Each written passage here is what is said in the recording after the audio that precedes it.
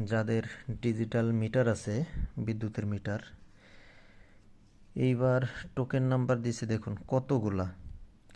আগে শুধু এই যে এই এক লাইন তুললেই আপনার বিদ্যুতের টাকাটা রিচার্জ হয়ে যেত, কিন্তু এখন এই যে এতগুলা সব নাম্বার আপনাকে তুলতে হবে। একটা যদি ভুল হয় তাহলে আপনার মিটারে টাকা আসবে না। দেখুন, এটা একটা ভোগান্তি। সিস্টেমটা দেখুন, কি একটা সিস্টেম!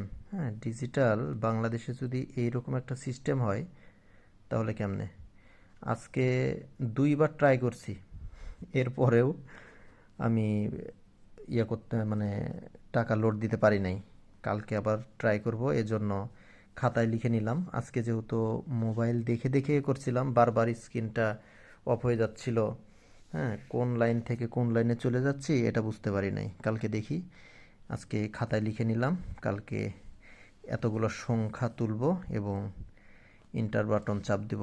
দেখা যাক কী অবস্থা, পরে আপনাদের আবার ভিডিও শেয়ার করব। ধন্যবাদ সবাইকে।